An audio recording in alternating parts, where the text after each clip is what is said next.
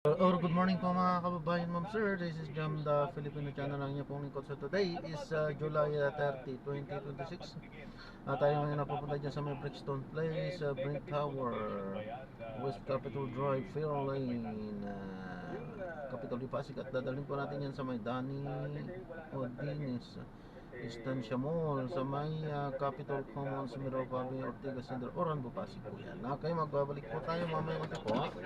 Pag nakuha na po natin sila disclaimer lang kung content po natin ay kalsada at hindi ang passenger, kaya naman sakali man po na may marinig kayo mga pangalan ng lugar, pangalan ng tao, pangalan ng organizations, government or private man yan, ay wala pong kinalaman ng channel na ito at wala pong pinapatungkulan. Lahat po na pinag-uusapan dito ay pawang dito lamang po yan sa loob at wala pong pinapatungkulan sa labas. Magbabalik po tayo mamaya unti pag nakuha na po natin sila. Unusual because actually withdraw yung napakalaking amount of money di ba, Atty. Gatmaitan. Pero hindi siya illegal, hindi siya kaduda-duda kasi covered siya ng tamang mga dokumento and authorities galing sa Office of the Vice President. Tama yan. Kaya nga, walang issue dyan kahapon, no? Walang cross-examination, sabi ng defense stipulate to the authenticity, itong mga teke na to, etc. Pero hindi ba unusual talagang maituturing ito? Kasi, hindi naman ginawa ito nung dating Vice President. Oo, saka hindi daw ginagawa ng ibang tanggapan ng gobyerno na mag-withdraw ng 125 million at in one time, hindi pa Atty. Gatmaitan. Ang sabi ng witnesses kahapon ay nagpasabi na yung office ng Vice President, no? Kasi usually nga pag tayo yung gumagawa ng mga unusual, natawagin pa tayo ng bangko eh. Diba? And we have to explain kung saan galing yung pera, etc. But hindi ginagawa na nila eh. So the instance where they explained na ito ay galing sa office ng Vice President, etc. So, even if it's unusual, proper naman yung documentation. So they had no other thing, nothing else to do but release the money. O kaya lang, siyempre, ang ipagtataka ko dito eh, di ba, anong klaseng operasyon ang ginagawa ng isang ahensya? Halos wala namang relevance. Walang relevance sa normal na panahon tulad ng Office of the Vice President. Kasi sa totoo lang, aminin pa natin o hindi, ang trabaho lang naman talaga ng Vice President. Magantay. Oo. Di ba? At Pero project. tsaka, ano na siya, tsaka spare time lang talaga siya. Eh, ano ba relevance? Pag 600 million ang nawala. Diba yun ang unusual doon, Atty. Gatmaitan? Yes, as the fact, cash. Diba? Sabi, I think Senator Pangilinan said that, no? Dalawang level yung pagka-unusual ng mga transaction na ito. Kaya lang, tama kayo, no? Dapat ang trabaho ng Vice President is just to wait, see if something happens to the President. Pero traditionally, meron sila mga projects eh. And it's not just the office of Vice President Sara Duterte. Like diba, sila Robredo had programs.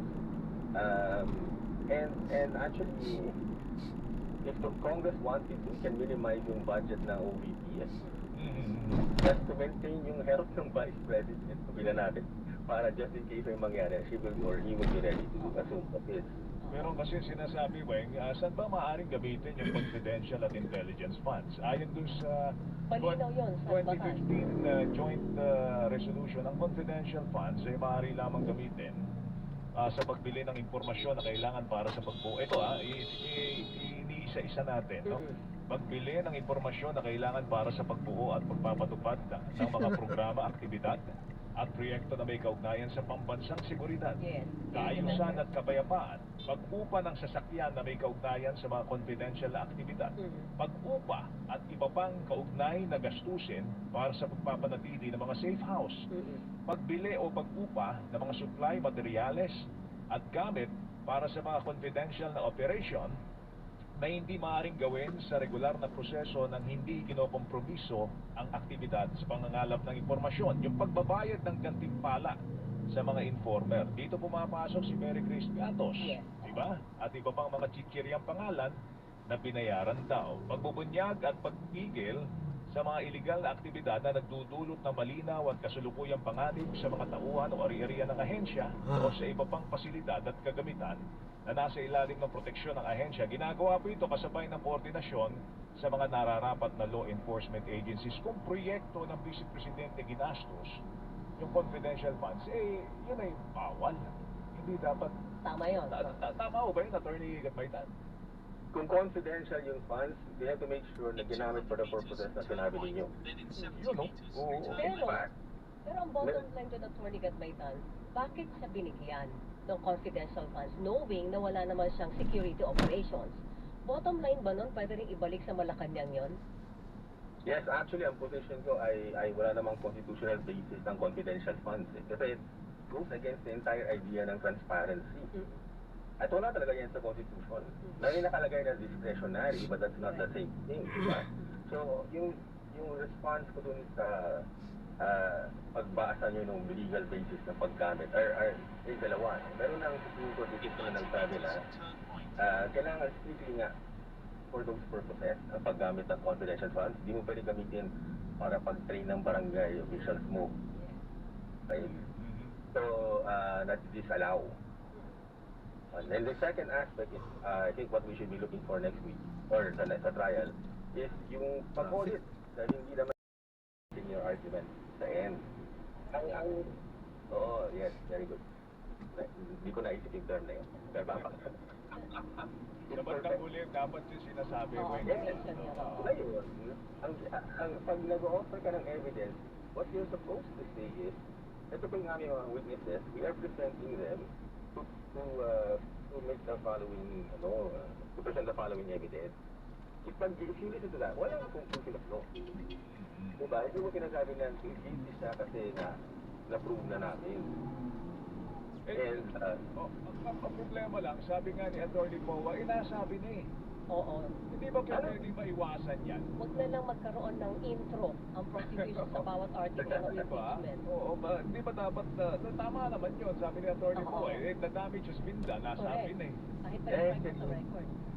No, legally, pag na-strike sa record, hindi pwedeng i-consider yan ng judge. Okay, so that's one response to Atty. Powa. The other one is, technically, yung ginagawa ninyo for the past few witnesses. Magtatanong kayo ng improper question, mag-o-object yung prosecution tapos sasabihin nyo. Parang tit-for tat na lang, Atty. Ask and answer. But I'm not justifying it. I'm just saying na isa kayo din kung ano-ano sinasabi ninyo dyan. Tapos, sabihin nyo, ask and answer. Wala ka na magagawa. So, sabi ko nga dyan sa ibang interview ay sa chief shop.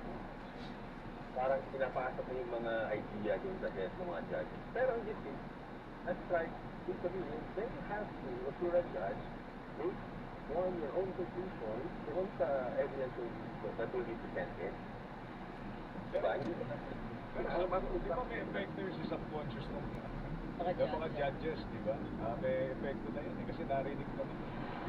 Yes, but I experienced yung mga ganyan na they bring it up. Daw ko sasabihin ko, you cannot consider that as evidence. That will be enough to get property. So I think the judges will have enough sense to be able to determine what is relevant and what is not. Kahit sa record, sabi nga ni Powa, diba? Pinarinig na yan eh. Parang, sige, wala sa record na pagbabatihan ng desisyon ng mga judges. Pero sa taong bayan, kasi pag kaya nga palagi sinasabi ng mga prosecutors at kahit ang defense, sa mga nakikinig ngayon, nanonood ngayon. So ang appeal nito, hindi lang sa senator judges, hindi sa publiko at Gatbaitan. Right, that's true. Everybody does that. Kaya nga may social lahat ng tao.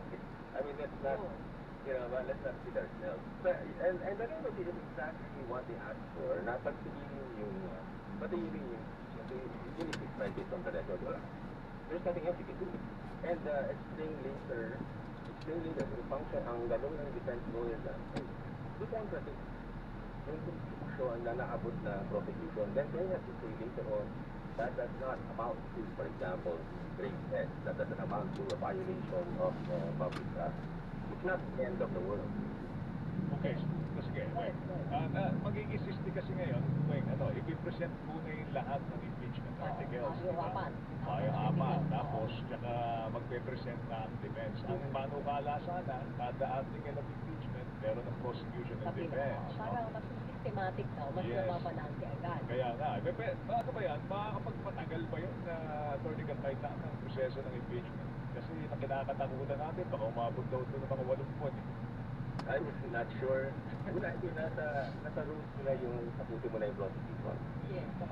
Ako na parang nabasa ko na dinedeny naman ng prosecution, they were asking for a reordering. Diba? Hindi yata pumayag yung defense panel. Sabi ng defense panel, hindi, sige, ano nyo na lahat. Ilatag nyo na lahat, tsaka kami magpe-present na aming kaso. I cannot determine ano yung effect nito sa ang possible outcome is nandun na lahat ng evidence sa both sides. Nandun na mag-defend na tayo kasi isang article lang naman ang kailangan mo para sa conviction. As opposed to waiting for the entire process to play out, then be able to assess the evidence sa both sides. Sa Article 1, sa confidential funds issue, ang pinakamabigat na magiging case dito, tama ba, Atty. Gatmaitan, ay yung COA. Trabaho ng COA, resulta ng trabaho ng COA, kung natama ba nagamit o hindi. Yes, I think so. Plus yung determination kung kulang yung mga tao na tumanggap na issuehan ng check o ng pera o at merong, yes, correct. Yes. Kung tunay na tao makapag-issue. Yes. And if you recall, I think may NBI findings na pare-pareho yung author ng mga documents na totally tumanggap ng pera. Diba? So you're correct. That's really a tough one for the defense. Alright, o sige. Mga namin yung mga development. Pero ito pwede ba natin tanong kay sa labas po ng impeachment court, sinampanan si Senator Pia Cayetano ng ethics complaint against Vice President of Pinoy sa kanyang FB page. Anong nito? Anong magiging bearing po nito dun sa pagiging senator judge ni Senator Pia Cayetano? Assuming it moves, kung suspension yung penalty, then it would have an effect, diba? I mean, if you suspend it, then halimbawa dumating yung time ng vote, she cannot vote. Pero yun po ba ay clear case na subject ito? Kaya po ba? Yes. Oo, pag-propose. That's like, Leading daw na. Mabigat. I thought Lisa is talking about saying the public Diba? maaaring mag-influence, halimbawa, for the judge, influence saan siya. But what she did, under yung CIPRA, yung aming code of ethics ng lawyers, kasi bawal yung knowingly, spreading fake news. okay. Sa kanya, lisensya niya bilang abogado. Ayan na, i-drop na nakasalalay natin dito. siya. Maraming salamat po. Actually, Sa panonood, hanggang sa muli po, ingat. God bless. Paalam po.